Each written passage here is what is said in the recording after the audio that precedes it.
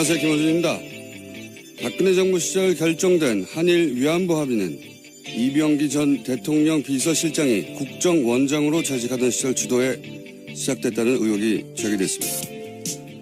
우리로서는 도저히 받아들일 수 없는 최종적이고 불가역적이라는 표현과 위안부에 대해 앞으로 국제적으로 비판하지 말 것에 합의한 것을 비롯해 당사자인 할머니들의 뜻이 전혀 반영되지 않았고 수령을 거부하는 할머니들 자신들도 알지 못하는 사이 돈을 입금 처리하는 등 과정 전체가 마치 군사작전처럼 처리됐던 것이 이제야 이해가 갑니다.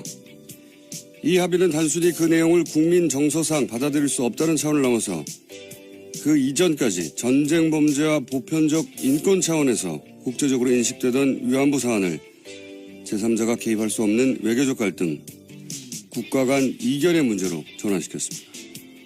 여성에 대한 국가 차원의 조직적 범죄를 저지른 일본이 그 피해자들에게 마땅한 사과와 인정 없이 역사를 부정할 기회를 우리 스스로 제공했다는 점에서 이 합의를 주도한 이들은 역사에 대한 범죄자이기도 합니다.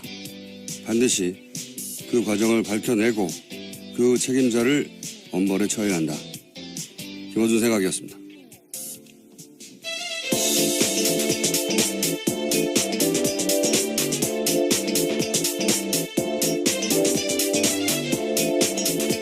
시사인의 김은지입니다. 다스는 누구 겁니까? 노래는 안 듣나요? 중간 어딘가 나오겠죠. 예. 네. 몸이 찌뿌둥할 때 들으면 좋을 것 같습니다. 어깨가 쫙 펴지고요. 갑자기. 굉장히 예기치 않았던 뉴스예요, 어제. 예. 위안부 합의가 국정원 주도로 시작됐다. 이게 외교부라고 생각하고 있었는데 다들 그랬다는 걸 보면 이제 국정원이 할 수밖에 없었던 게 국민 정서상으로도 외교적으로도 이게 틀림없이 알려지면 큰 반발이 있을 것이다. 말이 안 된다. 하는 걸 스스로 알고 있었다는 거죠. 몰래 그렇죠. 몰래 밀어붙이려고 한 것이고 잠깐 언급했지만 사실은 이게 이제 내용이 우리가 받아들일 수 없다를 떠나서 굉장히 큰 잘못을 한 것이 원래 위안부 문제는 우리가 사실은 압도적으로 유리한 위치에서 국제적인 공감이나 지지를 얻어가면서 일본을 추궁하고 사과를 받아내야 되는 사안이고 실제 낼 수 있었던 사안이거든요. 충분히 그렇죠. 2007년에 미국에서 미 상하원이 위안부 합동 결의안을 채택을 했어요. 일본이 사죄하고 보상을. 네, 최근에 나온 I Can Speak가 그와 관련된 내용들입니다. 그렇죠. 그때 어느 정도였냐면은 아베가 미국 국빈 방문을 했을 때 미 의회가 연설을 거절했습니다. 근데 이게 어떻게 바뀌냐면, 그러니까 이게 이제 인권의 문제고 여성 인권의 문제고 전쟁 범죄에 관한 문제니까 누구도 뭐라고 할 수가 없는 거예요.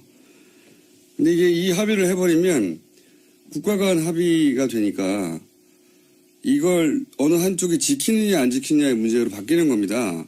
그러면 이게 외교적 이익이나 갈등의 문제가 되거든요. 그 다음부터는 제3자가 어느 한쪽한테 이래라 저래라 할 수가 없어요. 합의의 문제가 되면 일본이 그걸 노린 거거든요. 이걸 덜컥 준 거예요. 말하자면 내용도 내용이지만 보다 훨씬 장기적인 차원에서 일본은 앞으로 이제 합의한 걸 우리가 어겼다고 할 것이고. 근데 지금도 계속 그런 취지의 주장들을 하고 있죠. 일본이 노린 게 바로 이건데 이걸 덜컥 입안에 넣어주었다. 이렇게 할 이유가 전혀 없거든요. 저는 이 대목이 훨씬 더 중요하고 정부 차원에서는 이 책임을 물어야 된다고 봅니다. 꼭 말도 안 되는 일을 몰래 하려고 하니 국정원이 나섰겠죠. 왜 일본한테 이렇게까지 해줬는지 반드시 따져야 된다. 자, 첫 번째 뉴스는요. 네, 어제 자유한국당이 국회 일정을 보이콧하기로 결정했습니다. 국정감사에 그러니까 참여하지 않겠다라는 건데요. 방송통신위원회가 MBC 대주주인 방송문화진흥회 공석인 이사 2명을 선임했다라는 이유에서입니다. 옛날에 새누리당이 추천한 이사가 사퇴했기 때문에 자유한국당 추천 이사가 선임돼야 한다라는 논리인데요. 하지만 민주당과 국민의당, 정의당은 국감을 일정대로 진행하기로 했습니다. 이게 이제 간단하게 말하면 자유한국당이 여당 시절에 2명의 이사를 자신들이 추천을 했는데 보궐이 생겼잖아요. 관뒀으니까. 자신들이 추천했던 자리는 자신들이 다시 추천해야 한다는 거예요. 이게 생떼거든요, 생떼. 네, 그냥 여당 추천 몫임에도 불구하고 자신들의 처지가 바뀌었는데 계속 그걸 주장하고 있는 겁니다. 그러니까 이 주장대로 하면 그 2명의 이상은 특정 정당이 계속 추천해야 된다는 주장과 똑같은 거거든요. 자기들이 예전에 추천했기 때문에 지금도 추천해야 된다는 거예요. 그러니까 특정 정당이 할당된 거다, 그 숫자는. 이 논리하고 마찬가지인데 이게 말이 안 되는 게 그럼 그 정당이 없어지면 방통위원 숫자도 줄어야 돼요. 말이 됩니까? 특정 정당이 할당하게. 그 시점에 여당이 할당된 숫자였거든요. 네. 심지어 과거에 자기들이 했던 것들과도 굉장히 반대되는 이야기입니다. 물론이죠. 그건 뭐 다 당연한데. 방통위원이 여당 6, 야당 3. 근데 자신들이 여당일 때 했던 2명, 이걸 자신들이 이제 야당이 됐는데도 여전히 자신들이 추천했던 숫자이기 때문에 사람들이기 때문에 자신들이 해야 한다는 거예요. 이 논리되려면 자유한국당은 앞으로도 계속 6명을 추천해야 되는 겁니다. 자기들이 한번 추천했기 때문에 계속 6명의 보궐 추천권을 가지고 있다는 논리하고 마찬가지거든요. 이 정권 교체를 인정 안 하는 거죠. 예. 그리고 또 한 가지 저는 책임을 묻고 싶은 게 언론이 이걸 여야 공방으로 보도를 하니까 누가 우기는지 모르잖아요. 이거 완전 우기는 거거든요. 그렇지 않게 보도하는 언론도 많습니다. 많지는 않더라고요. 있긴 있는데 생각해보면 정말 생떼예요.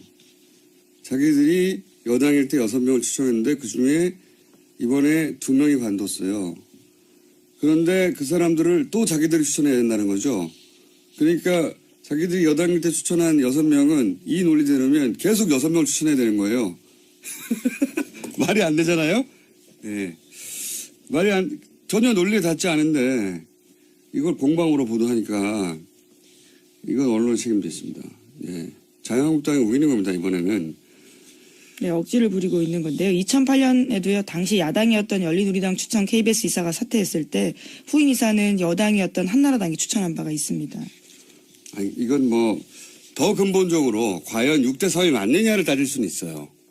그렇게 따지는 건 법안을 통해서 바꾸거나 새로 논의할 대상이 맞긴 한데 혹은 이런 식의 추천 제도가 맞느냐 뭐 이건 따질 수 있는데 자기들이 한번 추천했다고 또 자기들이 추천한다는 게 말이 됩니까 지금? 네, 그건 말이 안 되잖아요. 근본적인 문제 제기라면 또 모르겠는데 자기들이 한번 추천했다고 야당이 됐는데 그 사람들 또 추천해야 된다고. 아 참. 스스로도 과거에 했던 행동들을 적폐라고 인정하고 있긴 하거든요. 어제 방송통신위원장 만나서 과거의 일들에 대해서 적폐다라고 이야기했다라고 합니다. 과거에는 여당이 6, 야당이 3 했는데 그게 적폐이기 때문에 이번에는 안 된다는 겁니까? 아, 참 대단합니다. 이렇게 스스로 생각해도 말이 안 된다는 걸 알 텐데 예. 그 전체 논리 중 일부를 딱 떼어서 그 부분만 들으면 그럴듯하지만 자신들이 추천을 했기 때문에 그 사람들이 보고를 해서 자신들이 또 추천해야 된다고. 네, 그건 자유한국당 몫이라고 명시되어 있는 게 아니고 여당 몫이거든요. 그러니까 그래 왔는데 이제 예. 지금은 이렇게 주장하면서 국감을 보이콧하는데 국회 일정 보이콧한 게 지금 3번째인가요? 네, 벌써 20대 국회 들어서만 세 번째인데요. 작년 같은 경우에는 국감 때 김재수 농림축산식품부 장관 해임안 처리 이후로 정세균 국회의장 사퇴하라면서 보이콧한 적이 있습니다. 당시 이정현 대표가 단식 투쟁했던 거 기억하실지 모르겠는데요. 그렇죠. 예, 그때 건강 악화를 이유로 일주일 만에 복귀한 적이 있습니다. 또 올해에도요. 지난번에 김장견 MBC 사장 체포영장 발부되자 이에 반발해서 국회 일정을 보이콧했었습니다. 사실 그 국감이라는 건 야당이 자기 역량을 보여주는 통상적으로 장이거든요. 왜냐하면 피감기관들, 정부 기관들을 불러서 야당이 혼내고 따지고 잘 운영했냐 이런 시간이란 말이죠. 야당이 이걸 전체적으로 그것도 지금 며칠 안 남았어요. 네, 그러한 지적들이 자유한국당 내에서도 나왔다라고 합니다. 한국일보가 관련된 내용을 보도하고 있는데 어제 의총장에서 국감은 야당의 장인데 포기하는 건 명분이 없다. 사실상 사흘밖에 안 남았는데 이제 와서 보이콧하는 건 실효가 떨어진다라는 반론이 제기됐다라고 합니다. 네, 본인들도 아는 거죠. 이 상황에 대해서. 정우택 원내대표의 콜이죠. 제가 보기에 이건. 예. 이제 국감장에서 한 게 뭐 있냐, 내지는 뭐 여당이 끌려다닌 거 아니냐라는 얘기가 나올까봐 본인한테 그런 책임이 돌아올 것을 이런 전략으로 시선 분산시키려는 나름의 정치적 퍼포먼스가 아닌가 싶은데 이건 뭐 이렇게 돼서 그냥 공방 국회가 이제 공회전하고 있다거나 이렇게 보도하면 안 되는 거예요. 이게 우기는 게 맞잖아요, 논리적으로. 그게 아니라 근본적으로 이제 6대3이 맞느냐 하거나 혹은 뭐 방통위원을 선발하는 시스템을 바꾸자거나 이런 얘기는 할 수 있지만 이거 어떻게 똑같이 보도합니까? 양쪽이 동일하게 일리 있는 주장이 부딪히고 있다고 보도할 수 없죠, 이 사안은. 자, 이게 이제 결국은 MBC 혹은 KBS 사태, 지금 당장은 MBC 사태죠. 예, MBC 사태하고 연결이 돼 있는 거죠. 네, 김장겸 MBC 사장에 대한 해임 압박이 높아질 것으로 보이는데요. 이번으로 원래 6대3이었는데 4대5로 바뀌었거든요. 그렇기 때문에 해임안이 가결될 가능성이 높습니다. 그렇죠. 예, 6대3에서 두 사람이 간두고 두 사람이 이제 다시 보충되고 그래서 4대5로 역전이 됐거든요. 그래서 MBC 혹은 KBS 파업 사태가 과연 언제 이게 끝이 날 것인지 끝이 안 보였는데 갑자기 돌파구가 마련되는 상황이고 그래서 저희가 오늘 4부에서 민원연 삼선영과 함께 이 문제를 좀 짚어보기로 하겠고요. 자, 다음 뉴스는요. 네, 5.18과 관련된 정부의 조작 사실에 대해서도 계속해서 말씀드리고 있는데요. 어제는 전두환 정권이 5.18 유가족을 상대로 공작을 벌인 증거가 공개됐습니다. 전두환 전 대통령의 지시로 망월동 묘역을 없애버리기로 한 내용이 있는 건데요. 이를 위해서 군과 정보기관, 지자체까지 동원돼서 소위 비둘기 계획을 세웠다라고 합니다. 그와 관련된 문건들이 나온 건데 묘를 이전시키면서 사람들의 시선을 분산시키겠다라는 거고요. 이것은 전두환 전 대통령의 지시였다라고 합니다. 참 사람이 할 수 없는 짓이죠. 이게. 자기들이 죽여놓고 유가족들이 모이는 게 두려워가지고 그걸 없애버리려고 한 거 아닙니까? 네, 그렇죠. 묘역 자체를 없애버리려고. 이 군사정권 시절부터 이 세력은 사실은 사람들이 모이는 걸 항상 두려워해왔어요. 예. 유가족들이 모이는 거. 자기들이 죽인 사람들.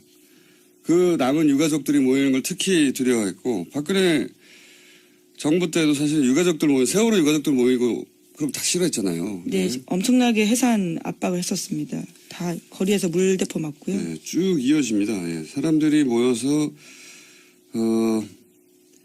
자기들을 흔들까봐, 자기들한테 그 원망이 올까봐 모이지 못하게 한 역사가 오래된 건데 지금 이제 그 문건이 나온 거죠. 비둘기 계획이라는 이름으로 아예 5.18 때는 망월동에 있는 묘역을 다 이전시키려고 했다라는 겁니다. 모이지 못하게 하려고. 예, 그렇죠. 참네. 제대로 된 추모도 하지 못하게 만드는 것들인데요. 정말 자신들이 한 행동이 오히려 얼마나 잘못된지 알기 때문에 두려워해서 이렇게 공작을 벌였다라는 거죠. 자기들이 한 행동이 얼마나 잘못됐는지는 모르고 어쨌든 그게 자기들에게 되돌아올까 봐 무서워서 잘못했는지 안 했는지는 따지지 못했을 거라고 봅니다. 어쩔 수 없었다고 자기들끼리는 합리화했겠죠. 근데 이제 그 유가족들 최소한 유가족들한테는 최소한의 예라도 지켜야 하는 건데 묘지도 없애버리려고 했다니까 이게 관련해서 또 여러 가지 뉴스가 계속 나오고 있어요. 5.18 관련해서는. 네, 그렇습니다. 1981년에는 또 군 보안사에서 작성한 내부 문건이 나왔는데요. 유가족에 대한 상세한 분석을 실었습니다. 유가족을 극렬 유족, 온건 유족으로 나눠서요. 또 극렬 쪽은 A, B, C 세 단계로 분류해서 회유책 그리고 치밀하게 순화 작업들을 했다라고 합니다. 생각해보면 박근혜 정부 시절에 세월호 유가족을 대하는 방식이나 5.18 때 전두환 정권이 5.18 유가족을 상대하는 방식이나 본질적으로 똑같아요. 아주 똑같고요. 그런 5.18 관련한 뉴스들이 앞으로도 계속 나올 것 같습니다. 이건 생각해보면 지금 30년 동안이나 이게 안 밝혀졌다는 게 더 신기한 거죠. 오히려. 자, 다음 뉴스는요. 네, 검찰이 김장수 전 주중대사를 출국 금지했다라고요. 오늘 아침에 동아일보가 보도했습니다. 세월호 참사가 일어난 2014년 4월 16일 당시 대통령 국가안보실장이던 김 전 대사에 대해서 본격적인 수사가 진행되고 있는 건데요. 김 전 대사는 박근혜 전 대통령에게 세월호 침몰 사고 발생 당시에 유선과 서면으로 보고한 당사자입니다. 최근에 청와대 문건 등에 대해서 나왔던 것들이 있는데요. 관련된 조작 혐의에 대해서 수사를 받게 된 겁니다. 이게 이제 9시 반으로 30분이 앞당겨지긴 했는데 저는 9시 반 시간도 맞는가 의심스럽다 쪽이에요. 여전히 쪽이고, 그리고 그 이후 했던 이야기들 뭐 통화를 몇 번 했고 보고를 어떻게 했고 하는 것도 거의 다 거짓말일 가능성이 높다. 통화 기록이 안 나오니까요. 그렇죠. 네. 유일하게 나온 통화 기록은 딱 하나입니다. 그 통화 한 번 한 게 전부인 것 같고, 예. 상황이 얼마나 심각한지를 제대로 인지하는 건 오후야 돼서인 것 같고, 그때 왔으니까요. 와서도 머리 하느라고 시간을 보냈고, 예. 그렇죠. 그 머리도 다급하게 온 것처럼 보이려고 일부러 부수다가 흐트러뜨렸다는 거 아닙니까? 뭐 그런 증언들이 나왔었죠. 언론 보도를 통해서요. 상황의 심각성은 전혀 모르고 있었다라는 게 맞습니다. 와서도요, 구명조끼 입고 있는데 왜 못 그러니까요. 구했냐라는 그 유명한 말을 했습니다. 이게 어떻게 아침에 보고받았는데 그때까지 모를 수가 있는 사안입니까? 이 사고가 있던 내내 딴짓하고 있었어요. 뭔지는 모르겠는데 딴짓하고 있었다. 그런데 뭐 시간 조작이 아무것도 아니겠죠. 그쪽에서는 절대 밝혀지지 않을 거라고 생각했겠죠. 그래서 저는 9시 반도 이게 맞는 건지 근본적으로 의심하며 접근해 봐야 된다고 봅니다. 자, 다음 순요. 네, 오촌 살인사건 관련된 재수사도 진행 중입니다. 어제는 신동욱 공화당 총재가 경찰의 참고인으로 출석했는데요. 관련된 진술을 했습니다. 그는 경찰에 출석하면서 기자들과 만나서 이런 주장을 펼쳤는데 박근혜 전 대통령 오촌 살인사건의 피해자가 모두 8명이다라고 한 겁니다. 자신의 사건과 관련해서 알려지지 않은 죽음까지 하면 7명의 사망자가 있고 또 한 명은 반신분수가 됐다라고 주장하고 있습니다. 이 숫자는 저도 처음 들어보는 숫자네요. 예, 저도 웬만큼 아는데 반신불수가 됐다고 주장하는 분은 누군지 제가 알고 있고 7명까지는 잘 모르는데, 예. 모르겠습니다. 신동욱 씨 친인척 중에 누군가가 이 우천살인 사건 관련하여 사망했다고 신동욱 씨 본인이 생각해서 이렇게 생각하는 숫자를 말한 건지는 잘 모르겠는데, 여하간 의문의 죽음이 많은 건 명백합니다. 사실은 아주 명백하고, 그리고 이제 또 하나 신동욱 씨가 주장한 것은 원래는 이 사건은 박지만 씨가 자신을 중국 청도로 사망한 박용철 씨를 사주에 납치해서 살해하려고 하였다. 이렇게 주장하면서 사건이 불거지기 시작한 거거든요. 예, 그렇죠. 근데 지금은 좀 입장을 바꿨습니다. 박지만 씨가 아니라 사주한 주체는 신동욱 씨의 주장으로는 이름을 특정하진 않았지만, 예, 다른 사람이다라고. 예, 저도 그렇게 알고 있습니다. 예, 그러면서 어제 밤 늦게 경찰청을 나왔었는데요. 2007년에 유경재단 강탈 사건 때 최순실 정윤회가 등장했다는 증언을 확보했다면서 그와 관련된 녹음 파일을 광수대에 제출했다는 주장도 했습니다. 그러니까 최순실 정윤회 씨 쪽으로 이제 타겟을 옮겨서 이 살인 사건과 내막 혹은 배후를 주장하는 중이고요. 네, 아직은 유경재단 강탈 사건에 머물러 있긴 한데요. 계속 수사가 그쪽도 진행될 것으로 보입니다. 사실 이 오촌 살인 사건은 이 사건 하나만 좀 들여다봐도 박근혜 전 대통령이 재물에 초연했다는 게 친박을 하시는 분들의 주장이고 인식이고 느낌일 텐데, 이 사건 하나만 봐도 재물에 초연했다는 건 말이 안 됩니다. 사실은 유경재단 분쟁 자체가 20년 이상 가족끼리 이렇게까지 할 수 있을까 싶을 정도의 싸움을 한 거거든요. 예. 네, 진짜 깡패가 등장하고요. 다양한 사람들이 등장하는 사건이었습니다. 깡패가 등장한 정도가 아니죠. 예. 예. 가족들끼리, 이건 이렇게까지 어떻게 하나, 가족들끼리. 돈 때문이에요, 다. 예. 딴 게 아니고. 유경재단이 조 단위의 재산 가치가 있거든요. 그걸 차지하려고 삼형제 사이에 엄청난 분쟁과 갈등이 있었습니다. 소송도 있었고, 그리고 폭력도 있었고. 결국은 그 끝에 이런 살인사건이 난 거예요. 자, 시간이 거의 다 돼서 제목 정도만 읽고 끝내야 되겠습니다.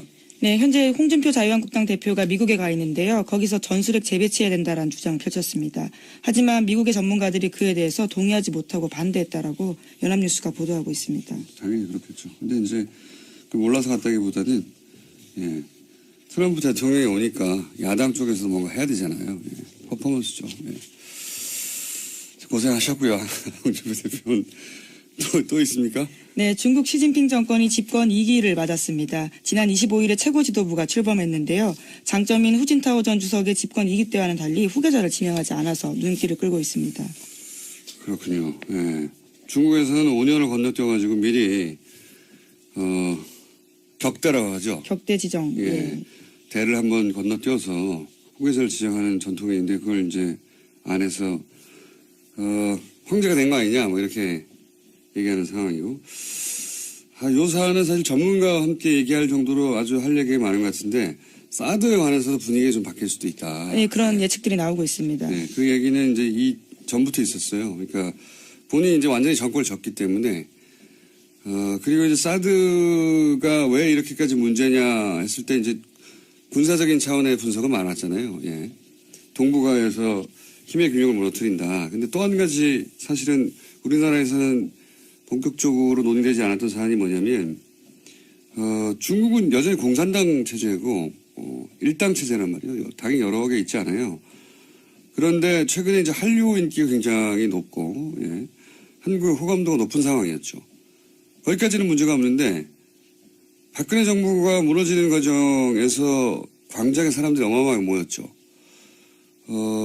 그것이 중국 자국민들에게 미치는 어떤 심리적 영향, 민주적 요구가 높아지는 그런 효과에 대해서 중국 공산당 쪽에서 굉장히 경계했다고 해요. 그래서 한국에 대한 비호감도를 높일 필요가 있었고 그것 중에 하나가 사드 활용된 측면도 있다 이런 이야기가 있는데 저는 일리 있는 분석이라고 저는 생각하는데 시진핑 1인 체제 출범과 관련해서 그런 분석 저희가 조만간 한번 시간 마련해 보겠습니다. 여기까지 하겠습니다. 시사인의 김은지였습니다. 감사합니다. 그때 어느 정도였냐면은 아베가 미국 국빈 방문을 했을 때 미 의회가 연설을 거절했습니다.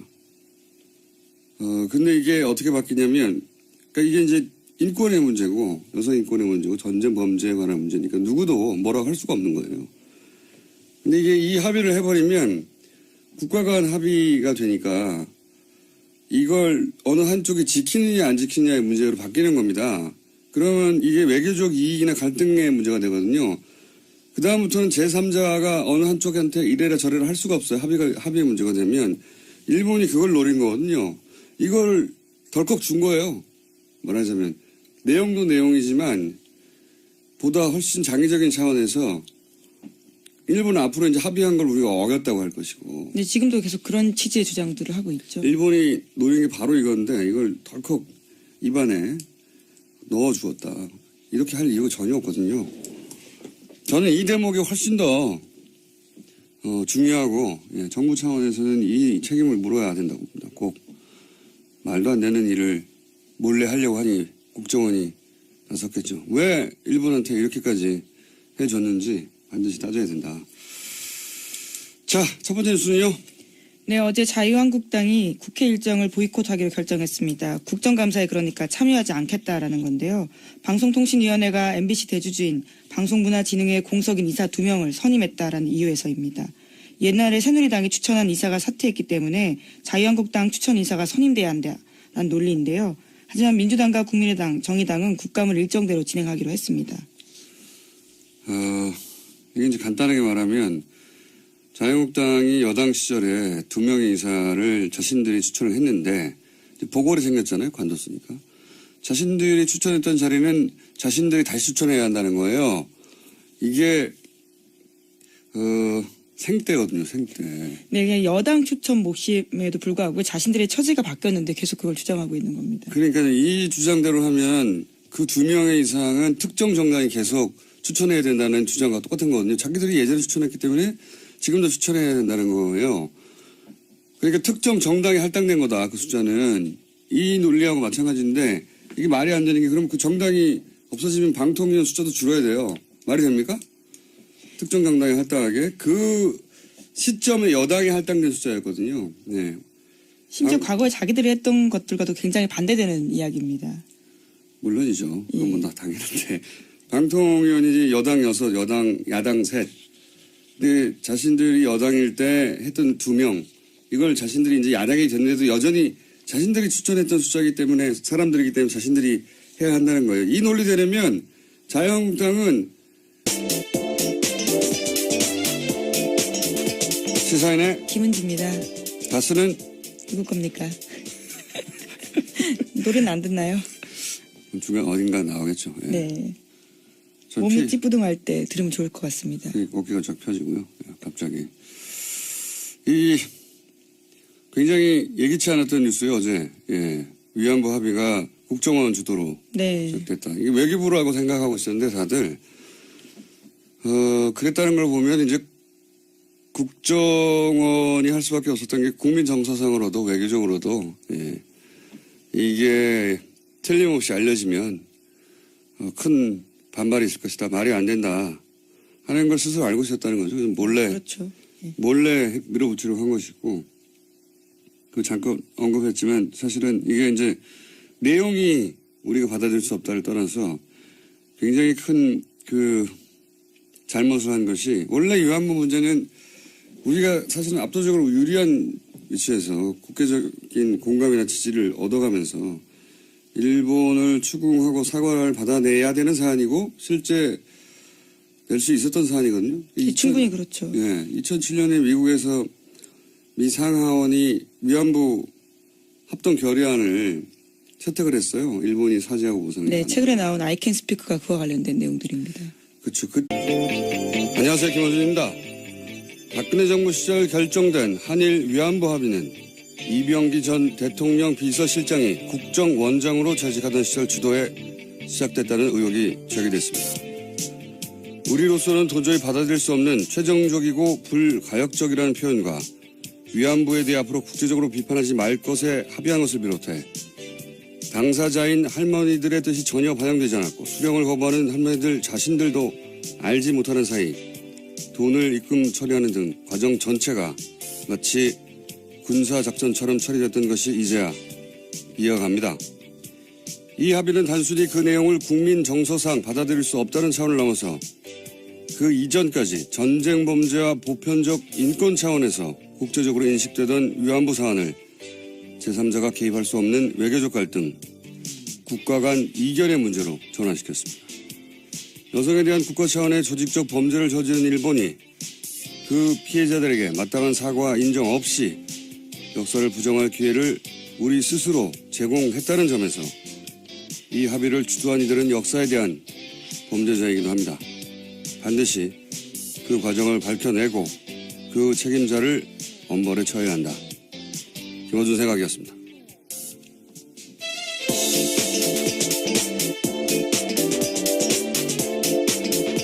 앞으로도 계속 6명을 추천해야 되는 겁니다. 자기들이 한번 추천했기 때문에 계속 6명의 보궐 추천권을 가지고 있다는 논리와 마찬가지거든요. 이 정권 교체를 인정 안 하는 거죠. 예. 그리고 또 한 가지 저는 책임을 묻고 싶은 게 언론이 이걸 여야 공방으로 보도를 하니까 누가 우기는지 모르잖아요. 이거 완전 우기는 거거든요. 그렇지 않게 보도하는 언론도 많습니다. 많지는 않더라고요. 있긴 있는데 생각해보면 정말 생떼예요. 자기들이 여당일 때 6명을 추천했는데 그중에 이번에 2명이 관뒀어요. 그런데 그 사람들을 또 자기들이 추천해야 된다는 거죠. 그러니까 자기들이 여당일 때 추천한 6명은 이 논리대로면 계속 6명을 추천해야 되는 거예요. 말이 안 되잖아요? 네. 전혀 논리에 닿지 않은데 이걸 공방으로 보도하니까 이건 언론의 책임도 있습니다. 예. 자유한국당이 우기는 겁니다, 이번에는. 네, 억지를 부리고 있는 건데요. 2008년에도요. 당시 야당이었던 열린우리당 추천 KBS 이사가 사퇴했을 때 후임 이사는 여당이었던 한나라당이 추천한 바가 있습니다. 아니, 이건 더 근본적으로 과연 6대 3이 맞느냐를 따질 수는 있어요. 그렇게 따지는 건 법안을 통해서 바꾸거나 새로 논의할 대상이 맞긴 한데 혹은 이런 식의 추천 제도가 맞느냐 이건 따질 수 있는데 자기들이 한번 추천했다고 또 자기들